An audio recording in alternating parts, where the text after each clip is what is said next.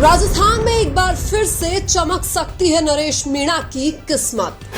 Jail से ही नरेश मीणा बन सकते हैं विधायक। बारां जिले की अंता विधानसभा से बीजेपी विधायक कंवरलाल मीणा की सदस्यता हो सकती है रद्द। अंता विधानसभा सीट पर उपचुनाव हुआ तो नरेश मीणा लड़ सकते हैं निर्दलीय चुनाव।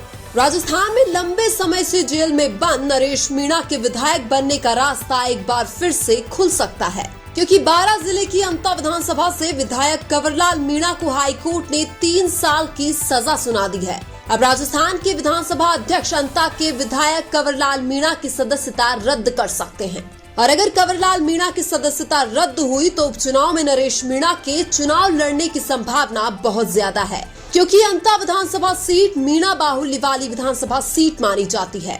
इसलिए नरेश मीणा को कांग्रेस तो शायद टिकट नहीं देगी, लेकिन नरेश मीणा निर्दलीय चुनाव लड़ सकते हैं, और अंता विधानसभा से चुनाव लड़ने पर नरेश मीणा को जेल जाने की सहानुभूति भी मिल सकती है। उधर सर्व समाज का युवा वर्ग नरेश मीणा का साथ दे सकता है। बारां जिला नरेश मीणा का गृह जिला है, इसलिए वहाँ नरेश मीणा की पकड़ और भी मजबूत है। अगर नरेश मीणा टोंक जिले की देवली उनियारा विधानसभा सीट पर जाकर निर्दलीय 60,000 वोट ला सकते हैं, तो इस बात में भी कोई संदेह नहीं कि नरेश मीणा अंता विधानसभा सीट से निर्दलीय चुनाव जीत भी सकते हैं। भले ही नरेश को जेल से जमानत ना मिले, लेकिन वो जेल से भी चुनाव लड़ सकते हैं और जीत भी सकते हैं, क्योंकि नरेश मीणा के पास युवाओं की इतनी फौज है कि उनके चुनाव प्रचार में कोई कमी नहीं आने देगी। लंबे समय से नरेश मीणा को जमानत नहीं मिलने से आम जनता में गुस्सा है, जिससे कांग्रेस बीजेपी को नुकसान और नरेश मीणा को फायदा मिल सकता है।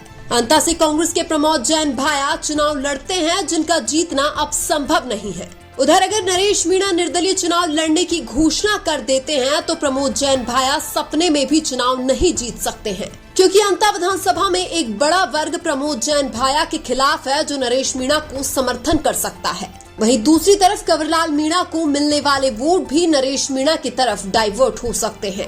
यानी अंता विधानसभा सीट पर नरेश मीणा के चुनाव लड़ने से त्रिकोणीय मुकाबला देखने को मिलेगा, और त्रिकोणीय मुकाबले में नरेश मीणा बाजी मारकर विधानसभा में पहुंच सकते हैं।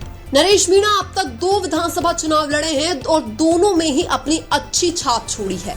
नरेश मीणा ने पहला विधानसभा चुनाव 2023 में बारां जिले की छबड़ा विधानसभा से लड़ा था। इसके अलावा नरेश मीणा दूसरा विधानसभा चुनाव देवली उनियारा से लड़े थे, जिनमें नरेश मीणा को 60,000 वोट मिले थे। और सबसे बड़ी बात यह है कि नरेश मीणा छबड़ा और देवली उनियारा दोनों जगह से किसी पार्टी के दम पर नहीं, बल्कि निर्दलीय चुनाव लड़े थे। अब अंता विधानसभा सीट बारां से तीसरी बार भी नरेश मीणा निर्दलीय ही चुनाव लड़ सकते हैं, क्योंकि अंता विधानसभा में कांग्रेस का टिकट तो प्रमोद जैन भाया को मिलना फिक्स है, और बीजेपी से नरेश मीणा चुनाव लड़ेंगे नहीं। ऐसे में नरेश मीणा के पास सिर्फ निर्दलीय चुनाव लड़ने का ही ऑप्शन बचता है।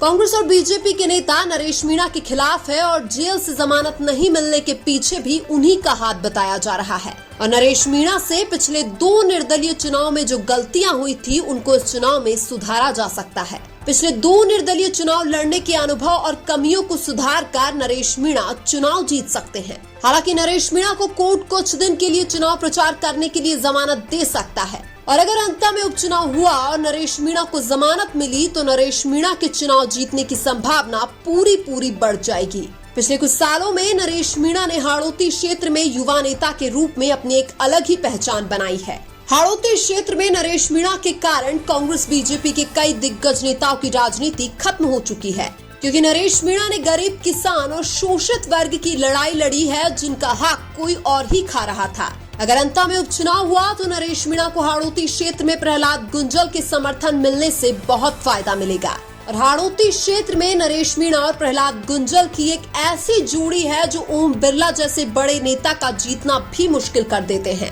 नरेश मीणा के जेल जाने के बाद प्रहलाद गुंजल ने ही नरेश मीणा के आंदोलन का नेतृत्व किया था।